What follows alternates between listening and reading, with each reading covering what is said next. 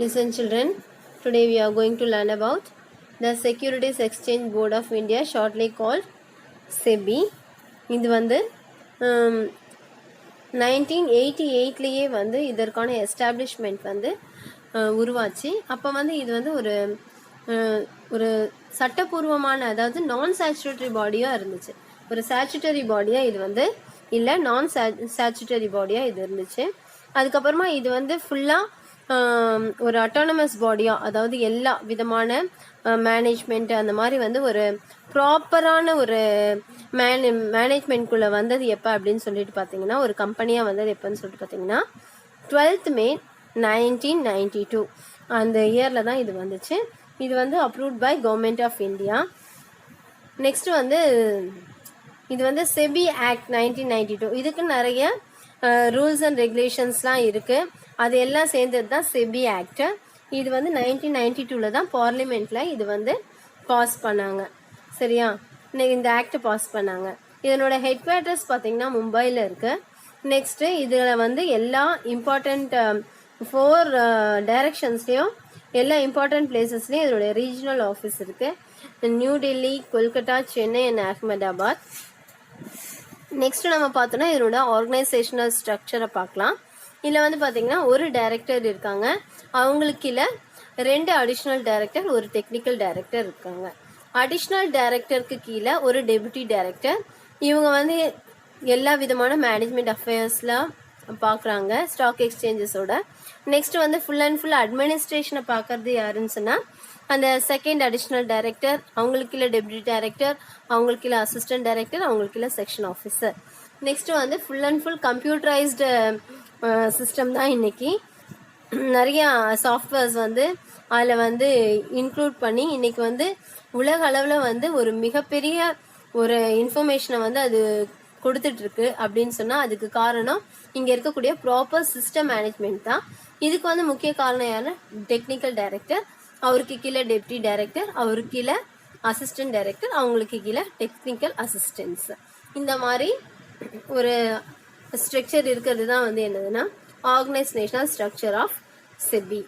Next வந்து செபியோட important ஃபங்க்ஷன்ஸ்லாம் என்ன அப்படின்னு சொல்லிட்டு பார்த்தீங்கன்னா monitoring the working of mutual funds. Next restrictions of illegal practices of the firms. Next, play a great role in protecting investors' investment. Regulates working of stock exchanges. Conduct audit inspection. Prohibit insider activity. இது எல்லாமே தான் இந்த 6 points வந்து important functions of SEBI அப்படின்னு சொல்லியிருக்காங்க.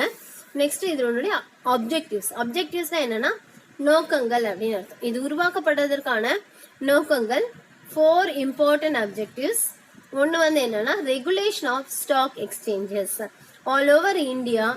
எங்கெங்கெல்லாம் stock எக்ஸ்சேஞ்சஸோட offices இருக்கோ, எங்கெங்கெல்லாம் அதோடைய டீலிங்ஸ் நடக்குதோ, டீலர்ஸ் யார் யார் இருக்காங்க, அதோடைய இன்வெஸ்டர்ஸு, இவங்க எல்லாருடைய அதாவது அவங்க எல்லாருக்கும் எப்படி வந்து சர்வீசஸ்லாம் ப்ரொவைட் பண்ணுறாங்க, இந்த மாதிரியான காரியங்களை எல்லாம் வந்து ரெகுலேட் பண்ணுறது தான் அதனுடைய இம்பார்ட்டன்ட் ஃபங்க்ஷன். சரியா, இதுதான் வந்து என்னென்னா regulation of stock exchanges. Next வந்து ப்ரொடெக்ஷன் டு தி இன்வெஸ்டர். எப்படி ப்ரொடெக்ஷன் பண்ணாங்க இன்வெஸ்டர்ஸ் அப்படின்னா, அதாவது the protection of the interest of investors means protecting them from the wrong information given by the companies in their prospectus. அதாவது அவங்களுடைய prospectus first வந்து public invite பண்ணுறதுக்காக prospectus issue பண்ணி தான் அவங்க வந்து ஷேர்ஸ் எல்லாம் விற்பாங்க ஒரு கம்பெனி. அப்படி அந்த ப்ராஸ்பெக்டஸில் வந்து அவங்க வந்து இல்லாததையும் பொல்லாததையும் போட்டு கூட அவங்க என்ன பண்ணலான்னா அவங்களுடைய ஷேர்ஸை வந்து விற்கலாம், மிகைப்படுத்தி போடலாம், அதிகப்படுத்தி அவங்கள பற்றி ஒரு பெருமையாக அதிகப்படுத்தி போடலாம். ஆனால் அந்த மாதிரியான ராங் இன்ஃபர்மேஷன்ஸ் எதுவும் வராத அளவுக்கு ஸ்டாக் எக்ஸ்சேஞ்சஸ் வந்து என்ன பண்ணுறாங்கன்னா பாதுகாக்கிறாங்க. அந்த மாதிரி வந்து ஏமாந்துடக்கூடாது, எந்த இன்வெஸ்டர்ஸும் ஏமாந்துடக்கூடாது அப்படிங்கிற ஒரு கருத்தில் அவங்க வந்து ரொம்ப எச்சரிக்கையாக இருக்காங்க. நெக்ஸ்ட் வந்து பார்த்தீங்கன்னா செக்கிங் த இன்சைடர் ட்ரேடிங். நார்மலாக ஒரு பப்ளிக் லிமிடெட் கம்பெனி அப்படின்னா என்னென்னா ஆஃப் ஆஃப் த ஷேர், அதாவது ஒரு கம்பெனியோட ஷேர்ஸில் ஒரு டோட்டல் ஷேர்ஸில் of of the percentage of shares வந்து அவங்க கம்பெனியோடைய அந்த அட்மினிஸ்ட்ரேஷன் அண்ட் அதுக்குள்ளே இருக்கவங்களே வந்து வாங்கிக்குவாங்க. மீதி of the percentage of share வந்து அவுட் சைடு, அதாவது கம்பெனியில் சம்மந்தம் இல்லாத ஜென்ரல் இன்வெஸ்டர்ஸ் வாங்கலாம். இதுதான் வந்து ப்ரொசீஜர். அவங்க என்ன பண்ணுவாங்கன்னா இந்த 50%லேயுமே சரி அந்த இன்சைடர்ஸே வாங்குறதுக்கு அவங்க வந்து முயற்சி பண்ணுவாங்க. இதை வந்து செக் பண்ணுற வேலையை தான் வந்து யார் செய்கிறாங்கன்னா ஸ்டாக் எக்ஸ்சேஞ்சஸ் செய்கிறாங்க. சரியா? இதுதான் வந்து இன்சைடர் ட்ரேடிங். ஏன் அப்படி அவங்க வாங்குறதுக்கு முற்படுறாங்க? அந்த டைரக்டர்ஸும் ப்ரமோட்டர்ஸ்னால் அந்த கம்பெனியை உருவாக்கினவங்களும் ஏன் வாங்குறதுக்கு முற்படுறாங்க அப்படின்னு சொல்லிட்டு பார்த்தீங்கன்னா, எல்லா முடிவுகளையும் அவங்க எடுத்ததே வந்து அவங்களுக்கு வந்து செய்ய முடியும் அப்படிங்கிறதுனால. இப்போ 50% ஆஃப் வந்து அதர்ஸ்க்கு வந்து நம்ம கொடுத்துட்டோம் அப்படின்னு சொன்னால் இவங்களோட முடிவுக்கு அவங்க வந்து தடையாக இருப்பாங்க. அப்படிங்கிறதுனால அவங்களே வாங்கணும்னு முயற்சி பண்ணுவாங்க. ஆனால் ஒரு பப்ளிக் லிமிடெட் கன்சர்ன் அப்படிங்கிறது வந்து of the management and of the public சேர்ந்தது தான். அதனால பப்ளிக்கும் இம்பார்ட்டன்ட் கொடுக்கறது தான் வந்து பப்ளிக் லிமிடெட் கம்பெனி. அதையும் தடுக்கிற முயற்சியை வந்து தடுத்து நிறுத்துறது தான் யாருன்னா இந்த ஸ்டாக் எக்ஸ்சேஞ்சஸ். ஓகேவா? நெக்ஸ்ட் வந்து பார்த்தீங்கன்னா கண்ட்ரோல் ஓவர் புரோக்கர்ஸ். இப்போ வந்து இந்த ஸ்டாக் எக்ஸ்சேஞ்சஸில் வந்து எல்லா இடத்துலையும் வந்து டீலிங் வச்சுக்கணும் அப்படின்னு சொன்னால் அதுக்கு நிறைய ஏஜென்ட்ஸ் இருப்பாங்க. அவங்கள நம்ம புரோக்கர்ஸ் ஆர் மிடில்மேன் அப்படின்னு சொல்லிட்டு சொல்கிறோம். அவங்கள ரெகுலேட் பண்ணுறது, அவங்களோட ஆக்டிவிட்டீஸை ரெகுலேட் பண்ணுறது ஸ்டாக் எக்ஸ்சேஞ்சஸோட நெக்ஸ்ட் ஒரு இம்பார்ட்டண்ட் வேலையாக இருக்குது. Next functions of SEBI. Functions of செபியில் வந்து மோஸ்ட்லி வந்து பார்த்திங்கன்னா அப்ஜெக்டிவ்ஸ் தான் ஃபங்க்ஷன்ஸாக இருக்கும். அப்ஜெக்டிவ்ஸ் தான் மோஸ்ட்லி ஃபங்க்ஷன்ஸாக இருக்கும். அதே நேரத்தில் இன்னும் கொஞ்சம் கூடுதல் பாயிண்ட்ஸ் இருக்குது. இதில் வந்து ரொம்ப இம்பார்ட்டன்ட் பாயிண்ட்ஸ் எல்லாம் நான் நடத்துகிறேன். உங்களுக்கு படிக்கிறதுக்கு யூஸ்ஃபுல்லாக இருக்கக்கூடிய பாயிண்ட்ஸ்லாம் நான் நடத்துகிறேன். ஃபஸ்ட்டு வந்து என்னென்னா இன்ட்ரெஸ்டர்ஸோட இன்வெஸ்ட்மெண்ட்டை இது வந்து சேஃப்கார்ட் பண்ணுது. புரியுதா? எப்படின்னா அவங்களுக்கு வந்து எஜுகேட் பண்ணுறாங்க, அவங்களுக்கு வந்து நோட்டீஸஸ் இஷ்யூ பண்ணுறாங்க, அப்புறம் புக்லெட்ஸ் இன்ஃபர்மேஷன்லாம் இருக்கக்கூடிய புக்லெட்ஸ், அதுக்கப்புறமா வந்து அவங்களுக்கு வந்து எப்படி அவங்களுடைய இன்வெஸ்ட்மெண்ட்டை ப்ரொடெக்ட் பண்ணுறாங்க அப்படிங்கிற கைட்லைன்ஸ்லாம் இருக்கக்கூடிய புக்ஸ்லாம் அவங்களுக்கு கொடுக்குறாங்க. அதுக்கப்புறமா பார்த்திங்கன்னா அவங்க வந்து அவங்களுடைய கம்ப்ளைண்ட்ஸ் எதனா இருந்ததுன்னா அதை ரிசீவ் பண்ணி அதுக்கான ஆக்ஷன்ஸையும் எடுக்கிறாங்க. இதன் மூலயமா கஸ்டமர்ஸ் இன்வெஸ்டர்ஸ்க்கு அவங்களுடைய இன்ட்ரெஸ்ட்டை வந்து சேஃப்கார்ட் பண்ணுறாங்க. நெக்ஸ்ட் வந்து பார்த்திங்கன்னா regulating and controlling the business on stock market. இப்போ வந்து எப்படி ரெகுலேட் பண்ணாங்க கண்ட்ரோல் பண்ணாங்கன்னு போது இப்போ ஸ்டாக் மார்க்கெட்னு எடுத்துக்கிட்டிங்கன்னா அதில் நிறைய பேர் இருப்பாங்க. இப்போ 6th பாயிண்ட்டில் வந்து நான் அதை எக்ஸ்பிளைன் பண்ணுவேன். ஸ்டாக் மார்க்கெட் எடுத்துக்கிட்டிங்கன்னா நிறைய இன்டர்மீடியாரிஸ் இருக்கிறாங்க. அந்த இன்டர்மீடியாரிஸ் எல்லாரையுமே வந்து அவங்களுடைய ஆக்டிவிட்டிஸ் எல்லாம் கண்ட்ரோல் பண்ணும்போது தான் எல்லா ஃபங்க்ஷன்ஸும் ஒழுங்காக இருக்கும். அந்த ஃபங்க்ஷனை அதை வந்து பண்ணுறாங்க. Regulating and controlling the business on stock market போது அவங்களுடைய எல்லா விதமான அசோசியேட்ஸையும் அவங்க கண்ட்ரோல் பண்ணுறாங்க. Next conduct inspection and enquiries of stock exchanges, intermediaries and self-regulating organizations. இப்போ வந்து இவங்க வந்து ஆடிட் அண்ட் இன்ஸ்பெக்ஷன் சொல்லிட்டு ஏற்கனவே உங்களுக்கு சொல்லியிருக்கேன். ப்ராப்பர் ஆடிட் பண்ணுறாங்க கம்பெனிஸை.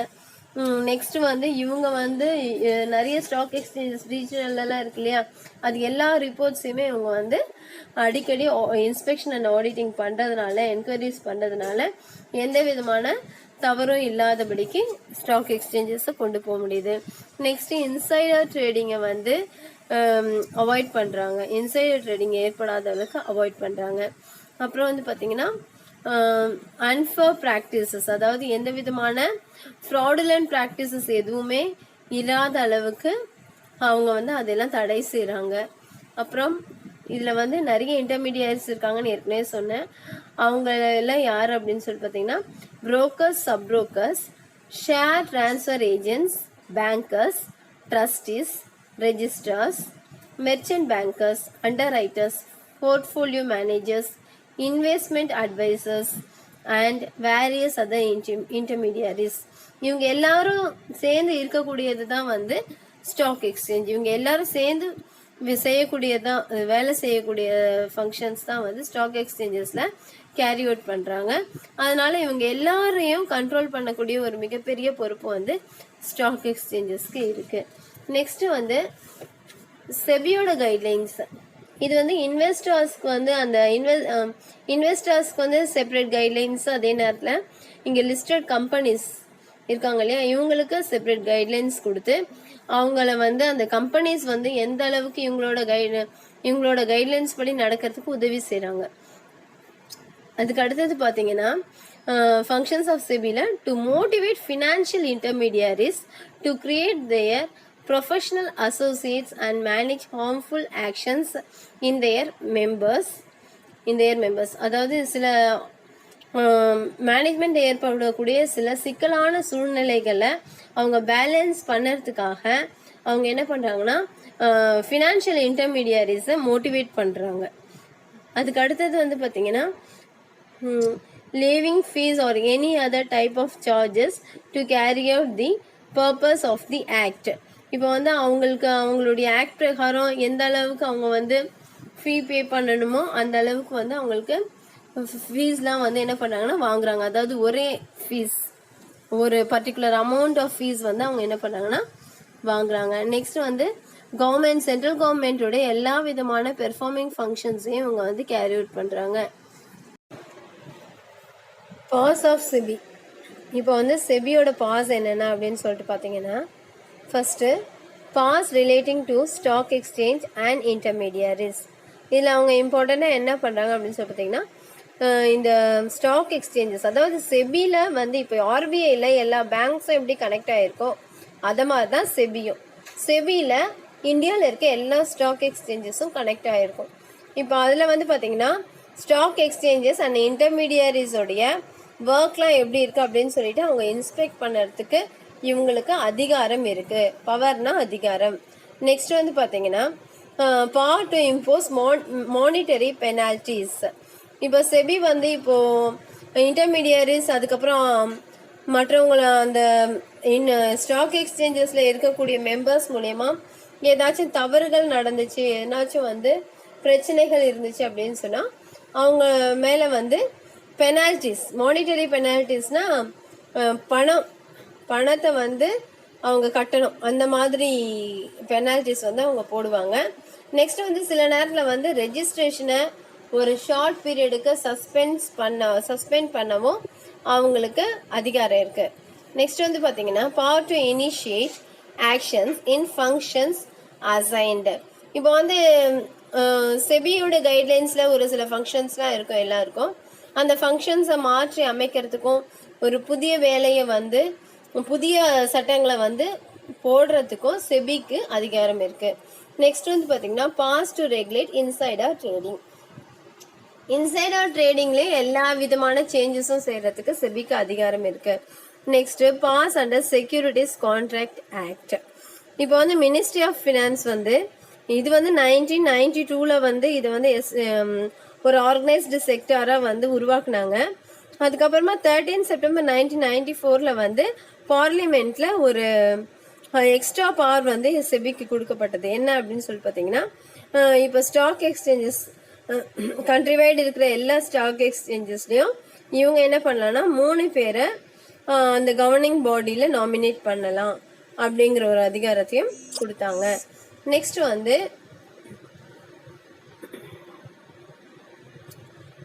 என்னன்னா power to regulate business of stock exchange. இப்போ செபி வந்து ஸ்டாக் எக்ஸ்சேஞ்சஸோட அதுக்கப்புறம் மியூச்சுவல் ஃபண்ட்ஸு அப்புறம் fraudulent and unfair trade practices அப்புறம் இன்டர்மீடியரிஸ் இவங்க மேலே எல்லாம் அவங்களுக்கு என்ன இருக்குன்னா அதிகாரம் இருக்குது. அவங்க வந்து என்னாச்சும் தவறு செய்யும்போது அவங்களுடைய ஷேர்ஸை வந்து திரும்பி வாங்குறதுக்கும் அந்த கம்பெனிஸை வந்து திரும்பி எடுத்துக்கிறதுக்கும் அவங்களுக்கு வந்து எல்லா அதிகாரமும் கொடுக்கப்பட்டிருக்கு. இப்போ நம்ம பார்க்க போகிறது வந்து டிமெட்டீரியலைசேஷன். அதை வந்து ஷார்ட்டாக என்ன சொல்கிறாங்கன்னா டிமேட் அப்படின்னு சொல்லிட்டு சொல்கிறாங்க. அதாவது என்னென்னா டிமெட்டீரியலைசேஷன் அப்படிங்கிற வார்த்தையிலேயே உங்களுக்கு தெரியும், எந்த விதமான மெட்டீரியலும் இல்லாததை தான் நம்ம என்ன சொல்கிறோன்னா டிமெட்டீரியலைசேஷன் அப்படின்னு சொல்லிட்டு சொல்கிறோம். இப்போ வந்து பார்த்திங்கன்னா நிறைய டெக்னாலஜிஸ் வந்து இம்ப்ரூவ் ஆகிடுச்சு. இன்றைக்கி வந்து பார்த்திங்கன்னா நம்ம வந்து கரன்சிஸே டிரான்சாக்ட் பண்ணாமல் நம்ம என்ன பண்ணுறோன்னா ஒன்றத்தை வாங்குகிறோம் விற்கிறோம். எப்படி வாங்குகிறோம் விற்கிறோம் அப்படின்னு சொன்னால் நம்மளுடைய ஆன்லைன் பேங்கிங் மூலயமா, அதாவது நம்ம கரன்சியே ட்ரான்ஸ்ஃபர் பண்ண மாட்டோம், நம்ம வந்து யாரையுமே பார்க்க மாட்டோம், நம்ம யார்கிட்ட ட்ரான்ஸ்ஃபர் பண்ணுறோன்ற யாரையுமே பார்க்க மாட்டோம், ஆனால் நம்மளுடைய டிரான்சாக்ஷன்ஸ் நடக்குது. இப்போ நம்ம பே பண்ணது எப்படின்னா online banking, Google Pay, Paytm அந்த மாதிரி நிறைய வந்துருச்சு இன்னைக்கு. சரிங்களா? அதே மாதிரி தான் இந்த டிமெட்டீரியலைசேஷனும். இப்போ வந்து ஷேர்ஸை வந்து வாங்குறதுக்கும் விற்கிறதுக்கும் எந்த விதமான என்ன சொல்றது, அது எல்லாமே வந்து பேங்க்லயே இது ஆன்லைன்லயே நடந்துரும், கம்ப்யூட்டரைஸ்டாவே நடந்துரும். இன்னொன்று வந்து அவங்க வந்து எந்த விதமான டாக்குமெண்ட்டுமே வந்து நம்மளுக்கு பேப்பர் மூலியமா தர மாட்டாங்க. புரியுதா? அந்த டாக்குமெண்ட்டும் வந்து பாத்தீங்கன்னா அது வந்து டிமெட்டீரியலைஸ்ட் அப்படிங்கறதே அதுதான். அந்த டாக்குமெண்ட் நம்ம ஷேர்ஸ் வாங்கியிருப்போம், அது என்ட்ரி ஆயிருக்கும், ஆனா நம்மளுக்கு அதற்கான எந்த விதமான அத்தாட்சியும் இருக்காது. அது எல்லாமே வந்து கம்ப்யூட்டரைஸ்டா இருக்கும். எல்லாமே எவ்வளோ ஷேர்ஸ் வாங்கியிருக்கோம், எவ்வளோ எந்த கம்பெனியில் நம்ம வந்து ஷேர்ஸ் வாங்கியிருக்கோம், எத்தனை கம்பெனியில் வேணா நம்மள ஷேர்ஸ் வாங்கலாம். சரியா? எத்தனை கம்பெனியில் வாங்கினாலும் அது வந்து என்னன்னா ஒரு பேப்பர் டாக்குமெண்ட் இல்லாமல் வெறும் வந்து கம்ப்யூட்டரைஸ்ட் ஆர் எலக்ட்ரானிக் டாக்குமெண்ட் மட்டுமே இருக்கக்கூடியதை தான் நம்ம என்ன சொல்றோம்னா டிமெட்டீரியலைசேஷன் அப்படின்னு சொல்றோம். இப்போ வந்து இதுல வந்து பாத்தீங்கன்னா இன்வெஸ்டர்ஸ் வந்து அவங்களாவே வந்து அவங்களுடைய வில்லிங்ல தான் இது ஃபர்ஸ்ட் வந்து ஓபன் பண்ணப்பட்டுச்சு. இதுக்கு வந்து நம்ம வந்து என்ன அக்கௌண்ட் நம்ம ஓபன் பண்ணணும் பேங்க்ல அப்படின்னு சொல்லிட்டு பாத்தீங்கன்னா டெபாசிட்டரி பார்ட்டிசிபென்ட் அப்படிங்கிற அக்கௌண்ட்டை நம்ம என்ன பண்ணணும்னா ஓபன் பண்ணணும். அதற்கான எல்லா விதமான டாக்குமெண்ட்ஸும் நம்ம சப்மிட் பண்ணி ஒரு பேங்க்ல என்ன பண்ணணும்னா டெபாசிட்டரி பார்ட்டிசிபென்ட், இதுதான் நம்ம ஷார்ட்டா என்ன சொல்றோம்னா டிபி அப்படின்னு சொல்லிட்டு சொல்றோம். நம்ம இதன் மூலியமா என்ன பண்ணலாம்னா சாதாரணமா நம்ம வந்து செக்யூரிட்டிஸ், அதாவது ஷேர்ஸ் எந்த கம்பெனில வேணாலும் எவ்வளவு ஷேர்ஸ் வேணாலும் நம்ம வாங்கலாம். யாரும் வந்து அதுக்கு வந்து எந்த விதமான தடையும் சொல்ல மாட்டாங்க. நம்மளுடைய எல்லா விதமான டீலிங்ஸும் இந்த டிபி அக்கௌண்ட்ல நம்மளுக்கு நடக்கும். இப்போ எப்படி வந்து நீங்க ஒரு பேங்க்ல போயிட்டு கேஷ் டெபாசிட் பண்ணது, வித்ட்ராயல் பண்ணது வந்து உங்களுக்கு வந்து டெபிட் அண்ட் கிரெடிட்ல பிளேஸ் ஆகுதோ அதே மாதிரி தான் இதுலயும். சரியா? நீங்க வந்து பர்ச்சேஸ் பண்றது வந்து உங்களுக்கு கிரெடிட் அக்கௌண்ட் ஆகும், சேல்ஸ் பண்றது வந்து உங்களுக்கு டெபிட் அக்கௌண்ட் ஆகவும் உங்களுக்கு வந்து பிளேஸ் ஆகும். நெக்ஸ்ட் வந்து பாத்தீங்கன்னா நீங்க இதுல வந்து எந்த விதமான தடையும் கிடையாது. எத்தனை நம்பர்ஸ் ஆஃப் ஷேர்ஸ் வேணாலும் நீங்க வாங்கிக்கலாம். அதுக்கப்புறமா உங்களுடைய எல்லா விதமான பர்டிகுலர்ஸ், அதுக்கப்புறமா நீங்க வந்து ஒரு ஷேர்ஸ் வந்து இடையிலேயே விற்கிறீங்கனாலோ இல்லைன்னா வந்து ஒரு நம்பர் ஆஃப் ஷேர்ஸ்ல ஒரு பார்ஷியலி ஷேர்ஸை வந்து நீங்க மற்றவங்களுக்கு வந்து டிரான்ஸ்ஃபர் பண்றீங்கனாலும் நீங்க பண்ணிக்கலாம். அதோட டீட்டெயில்ஸ் எல்லாமே அந்த டெபாசிட்டரி பார்ட்டிசிபென்ட் அக்கௌண்ட்ல வந்து மென்ஷன் ஆயிருக்கும். நெக்ஸ்ட் வந்து பாத்தீங்கன்னா இந்த டிமெட்டீரியலைசேஷன் வந்து ஃபர்ஸ்ட் என்எஸ்சி, அதாவது national stock exchange in India, இதுல வந்து என்னாச்சுன்னா டிசம்பர் 1996 அவங்க தான் ஃபர்ஸ்ட் வந்து இதை வந்து அண்டர்டேக் பண்ணாங்க. ஃபர்ஸ்ட் அவங்க வித்தது வந்து யாருடைய ஷேர்ஸ்ன்னு பாத்தீங்கன்னா ரிலையன்ஸ் இண்டஸ்ட்ரீஸ், அவங்களுடைய 100 ஷேர்ஸ் தான் ஃபர்ஸ்ட் டிமேட் ஃபார்மா அவங்க என்ன பண்ணாங்கன்னா வித்தாங்க. அதுக்கப்புறமா பாத்தீங்கன்னா பாம்பே ஸ்டாக் எக்ஸ்சேஞ்ச் அவங்க வந்து டிசம்பர் 1997 இந்த இதை வந்து அடாப்ட் பண்ணிட்டாங்க, இந்த டிமெட்டீரியலைசேஷனை அடாப்ட் பண்ணிட்டாங்க. இன்னைக்கு எல்லாமே வந்து டிமெட்டீரியலைசேஷன் அடாப்ட் பண்ணி தான் நிறைய பேர் ஷேர்ஸ் வாங்குறாங்க. ஒரு சிலர் மட்டும்தான் அந்த பிசிக்கல் டாக்குமெண்ட்டை வந்து வாங்குறாங்க. மற்றவங்க எல்லாருமே வந்து பாத்தீங்கன்னா இந்த கம்ப்யூட்டரைஸ்டு டிமெட்டீரியலைசேஷனை தான் அடாப்ட் பண்ணியிருக்காங்க. சரி, இதனால நம்மளுக்கு என்ன பெனிஃபிட்ஸ் அப்படின்னு சொல்லி பாத்தீங்கன்னா இப்போ வந்து நம்ம வந்து அந்த சர்டிபிகேட்டாவோ இல்ல பேப்பர் டாக்குமெண்டாவோ நம்ம வைக்கும்போது அது தொலைகிறதுக்கு வாய்ப்பு இருக்கு, திருடுறதுக்கு வாய்ப்பு இருக்கு, அதுல என்னாலும் ஃபோர்ஜரி பண்றதுக்கு வாய்ப்பு இருக்கு, அது டேமேஜ் ஆகிறதுக்கும் வாய்ப்பு இருக்கு. இதெல்லாம் இந்த டிமேட்ல இருக்காது. நெக்ஸ்ட் வந்து பாத்தீங்கன்னா பேப்பர் ஒர்க் வந்து ரொம்ப சீக்கிரமா வந்து பண்ண முடியாது. அதே நேரத்துல கம்ப்யூட்டரைஸ்டு ஒர்க்கை வந்து நம்ம சீக்கிரமாவும் மிக திறமையாவும் நம்ம என்ன பண்ண முடியும், ஹையர் எஃபிஷியன்சில நம்ம பண்ண முடியும். அதுக்கு அடுத்தது பாத்தீங்கன்னா இது வந்து எல்லாத்துக்குமே எந்த இடத்துல வேணாலும் நம்ம பார்க்கலாம். நம்ம வந்து எந்த இடத்துல வேணாலும் இருந்து நம்ம என்ன பண்ணலாம்னா டிரான்சாக்ஷனை மேற்கொள்ள முடியும், நம்ம வந்து பார்க்க முடியும் என்ன நடந்திருக்குன்னு சொல்லிட்டு கம்ப்யூட்டர்ஸ் வழியா. அதனால இது வந்து ரொம்ப யூஸ்ஃபுல்லா இருக்கும். நெக்ஸ்ட் வந்து பாத்தீங்கன்னா இப்போ வந்து இந்த கம்ப்யூட்டரைஸ்டு டிமேட் அக்கௌண்ட் இருக்கிறதுனால அதுல வந்து கம்பெனிஸும் வந்து எல்லாத்தையுமே ஜாயின் பண்ணிடுறாங்க, அதே மாதிரி ஸ்டாக் எக்ஸ்சேஞ்சஸும் எல்லாத்தையுமே ஜாயின் பண்ணிடுறதுனால நம்மளுக்கு வந்து எந்த ஷேர்ஸ் எந்த கம்பெனி இது வாங்குறோம், யார் யாரெல்லாம் வாங்குறாங்க எல்லாமே ஒரே இடத்துல இருக்கிறதுனால என்னென்ன டிரான்சாக்ஷன் நடந்தது அப்படிங்கறதுல எந்த விதமான குழப்பமும் இல்லாம இருக்கும். நெக்ஸ்ட் வந்து பார்த்தீங்கன்னா எல்லா டிரான்சாக்ஷனும் அந்த டெபாசிட்டரி பார்ட்டிசிபெண்ட் அக்கௌண்ட்டில் இருக்கிறதுனால ஈஸியாக நம்மளால் என்ன பண்ண முடியும்னா எல்லா கம்பெனிஸ்க்கும் கம்யூனிகேட் பண்ணிக்க முடியும், தன்னிச்சையாக கம்யூனிகேட் பண்ணிக்க முடியும். நெக்ஸ்ட் வந்து இந்த ஸ்டாம்ப் டியூட்டி, அதாவது என்னன்னா பத்திரங்கள்ல எழுதக்கூடிய ஸ்டாம்ப் டியூட்டி இருக்காது, அதுக்கு பே பண்ண வேண்டிய அவசியம் இருக்காது நம்மளுக்கு. நெக்ஸ்ட் வந்து பார்த்தீங்கன்னா நம்ம வந்து ஷேர்ஸ் வாங்குறதும் சரி, நம்ம வந்து அதன் மூலயமா நம்ம வந்து என்ன பண்ணிக்கலாம்னா கடனும் நம்ம என்ன பண்ணிக்கலாம்னா அதன் மூலயமா வாங்கிக்கலாம். சரியா, ஒரே அக்கௌண்ட்லயே எல்லாமே கடன் வாங்குறதும் நம்மளுக்கு ஷேர்ஸ் வாங்குறதும் ஒரே இதுலயே வந்துடும். நெக்ஸ்ட் வந்து பாத்தீங்கன்னா நல்ல ட்ரெயின்டு கஸ்டமர் கேர் ஆஃபீஸர்ஸ் இருக்கிறதுனால அவங்க எல்லாத்தையுமே நம்மளுக்கு அப் டு டேட் நம்மளுக்கு என்ன பண்ணிடுவாங்கன்னா கிளியர் பண்ணிடுவாங்க நம்மளுக்கு. அதுக்கப்புறமா வந்து டிமேட் அக்கௌண்ட் ஹோல்டர் வந்து என்ன பண்ணலாம்னா ஷேர்ஸை வாங்குறதுக்கும் விற்கிறதுக்கும் ஈஸியா இருக்கும் அவங்களுக்கு. ஏன்னா எல்லாருமே அந்த ஷேர் ஹோல்டர்ஸ் எல்லாருமே இந்த டெபாசிட்டரி பார்ட்டிசிபெண்ட் அக்கௌண்ட்லயே இருக்கிறதுனால யார் வில்லிங்கா இருக்காங்களோ அவங்க என்ன பண்ணிக்கலாம்னா வாங்கலாம். அதுக்கப்புறமா வந்து இப்போ பிசிக்கல் செக்யூரிட்டியில வந்து நம்மளுக்கு இவ்வளவுதான் வாங்கணும் அப்படின்ட்டு ஒரு வரைமுறை இருக்கு, இத்தனை ஷேர்ஸ் தான் வாங்கணும் ஒருத்தர்னு சொல்லிட்டு. ஆனா இந்த டிமிட் அக்கௌண்ட்டை பொறுத்த வரைக்கும் அந்த மாதிரி எந்த விதமான ரெஸ்ட்ரிக்ஷன்ஸும் நம்மளுக்கு கிடையாது. அதுக்கப்புறமா பாத்தீங்கன்னா லோன், நம்ம வந்து இந்த டிமிட் அக்கௌண்ட்டை வச்சு நம்ம லோன்ஸ் வந்து நிச்சயமா வாங்கிக்கலாம். அதுக்கப்புறம் பாத்தீங்கன்னா எப்படி டிமிட் அக்கௌண்ட்டை நம்ம வந்து ஓபன் பண்ணணும் அப்படின்னு சொல்லிட்டு பாத்தீங்கன்னா ஆர்டினரியா ஒரு கமர்ஷியல் பேங்க்ல போயிட்டு டிமேட் அக்கௌண்ட் ஓபன் பண்ணணும் அப்படின்னு சொல்லிட்டு நம்ம சொன்னாலே அவங்க என்ன பண்ணுவாங்க, சாதாரணமா ஒரு அக்கௌண்ட்டை நம்ம எப்படி ஓபன் பண்றோமோ அந்த மாதிரி தான் ஓபன் பண்ண வேண்டி வரும். ரொம்ப வந்து காம்ப்ளிகேட்டட் ப்ரொசீஜர்ஸ்லாம் இருக்காது. இதுல வந்து how to open a demat account அப்படின்னு சொல்லிட்டு ஒரு டயக்ராம் கொடுத்துருக்காங்க. அதுல பாத்தீங்கன்னா ஃபர்ஸ்ட் வந்து செலக்ட் டிபி அப்படின்னா என்னது, செலக்ட் டெபாசிட்டரி பார்ட்டிசிபெண்ட் அக்கௌண்ட், அதை வந்து நம்ம செலக்ட் பண்ணோம். அப்புறமா fill up account opening form, அந்த அக்கௌண்ட் ஓப்பனிங் ஃபார்ம் இங்க உங்களுக்கு புக்ல கொடுத்துருக்காங்க பேஜ் நம்பர் 71ல அந்த ஃபார்ம் வரும். அந்த ஃபார்மை நம்ம வந்து ஃபில் பண்ணணும். ஆன்லைன் அப்ளிகேஷன்ஸே வந்து வரும். நெக்ஸ்ட் சப்மிட் டாக்குமெண்ட்ஸ், என்னென்ன டாக்குமெண்ட்ஸ்லாம் சப்மிட் பண்ணணும்னு கேட்குறாங்களோ அது கீழே நான் எக்ஸ்பிளைன் பண்ணுவேன். அந்த டாக்குமெண்ட்ஸை நீங்க சப்மிட் பண்ணணும். அப்புறமா வெரிஃபிகேஷன், இது எல்லாத்துலயுமே வந்து நம்மளுக்கு ஆஸ் யூஷுவல் நம்ம சாதாரணமாக பேங்க் அக்கௌண்ட் ஓபன் பண்ணும்போது இதான் ப்ரொசீஜர். சப்மிட் பண்ண டாக்குமெண்ட்ஸ் எல்லாம் வெரிஃபிகேஷன் பண்ணுவாங்க. அப்புறமா அவங்க என்ன பண்ணுவாங்கன்னா நம்மளுக்கு வந்து ஒரு அக்கௌண்ட் நம்பர் கொடுப்பாங்க. அதுக்கப்புறம் அதுதான் நம்மளுடைய ஐடி நம்பர்.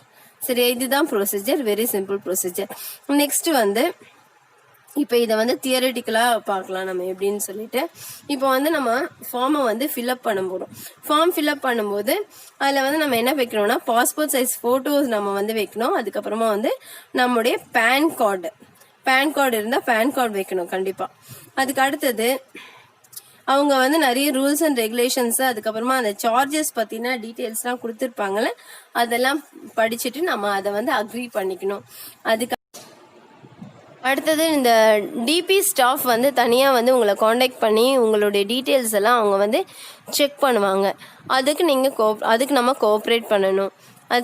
அதுக்கப்புறமா நம்மளுக்கு வந்து அவங்க வந்து ஐடி நம்பர் வந்து நம்மளுக்கு கொடுப்பாங்க. நம்மளுக்கு ஆன்லைனில் வந்து அந்த டிமேட் அக்கௌண்ட் நம்பர் வந்து நம்மளுக்கு கொடுப்பாங்க. நெக்ஸ்ட் வந்து இதுக்கப்புறம் ஃபீஸ் டீட்டெயில்ஸ் எல்லாம் அவங்க வந்து கொடுத்துருப்பாங்க. அதாவது வந்து மந்த்லி மெயின்டெனன்ஸ்க்கு, ஆனுவல் மெயின்டெனன்ஸ்க்கு எவ்வளோ ஃபீஸ் அப்படின்னு சொல்லிட்டு அவங்க டீட்டெயில்ஸ் கொடுத்துருப்பாங்க. அதுக்கேற்ற மாதிரி அவங்க வந்து நம்ம அக்கௌண்ட்லேருந்து அதை வந்து கிரெடிட் பண்ணிப்பாங்க. அதுக்கப்புறமா வந்து பார்த்தீங்கன்னா ஃபீஸ், இப்போ சில டிரான்சாக்ஷன்ஸ்க்கு ஏற்ற மாதிரி ஃபீஸ் வந்து அவங்க வாங்குவாங்க.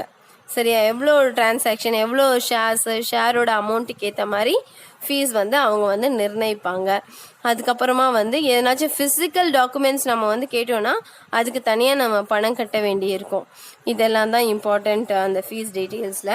நெக்ஸ்ட் வந்து மினிமம் ஷேர்ஸ் வாங்கணுமா அப்படின்னா நம்ம வந்து எந்த விதமான மினிமம் ஷேரும் வாங்காமையே நம்ம வந்து டிமேட் அக்கௌண்ட்டை ஓப்பன் பண்ணிக்கலாம். நில் பேலன்ஸில் நம்ம டிமேட் அக்கௌண்ட்டை நம்ம ஓப்பன் பண்ணிக்கலாம். அதே நேரத்தில் அந்த அக்கௌண்ட்டில் வந்து மினிமம் பேலன்ஸை மெயின்டைன் பண்ணணும்னு அவசியம் கிடையாது. சரியா, அதே மினிமம் பேலன்ஸ் இல்லாமையே நம்ம அந்த அக்கௌண்ட்டை வந்து நம்ம வந்து வச்சுக்கலாம். நெக்ஸ்ட் வந்து என்னென்ன டாக்குமெண்ட்ஸ்லாம் அதில் வந்து சப்மிட் பண்ணணும் அப்படின்னு சொல்லிட்டு பார்த்தீங்கன்னா 2 டாக்குமெண்ட் தான். ஒன்று என்னன்னா identity proof, next address proof. இதுதான் நார்மலாக நம்ம எல்லா இடத்துக்குமே தர்றது. ஐடென்டிட்டி ப்ரூஃப்னா நம்மளுடைய ஃபோட்டோகிராஃபோட நம்மளுடைய டீட்டெயில்ஸ் இருக்கணும். அட்ரஸ் ப்ரூஃப்னா நம்ம அட்ரஸ் வந்து எந்தாச்சும் ஒரு கவர்மெண்ட் டாக்குமெண்ட்டில் இருக்கணும். சரியா? இதுதான் வந்து proof of identity and proof of address. அதுக்கு அவங்களே நிறைய இது கொடுத்துருக்காங்க. என்னென்ன PAN card, voters ID, passport, driver license, அப்புறம் bank attestation, IT returns, electricity bill, அப்புறம் வந்து டெலிஃபோன் பில், இந்த மாதிரி நிறைய கொடுத்துருக்காங்க. அப்புறமா ப்ரூஃப் ஆஃப் அட்ரஸ்க்கு வந்து ration card, passport, voter ID, driving licence, இந்த மாதிரி நிறைய கொடுத்துருக்காங்க. சரியா? இப்போ வந்து 8th லெசன் முடிஞ்சிருச்சுமா. அதனால் 8th லெசன் நீங்கள் ஒழுங்காக படிச்சிருங்க. சரியா? Okay, thank you children, thank you.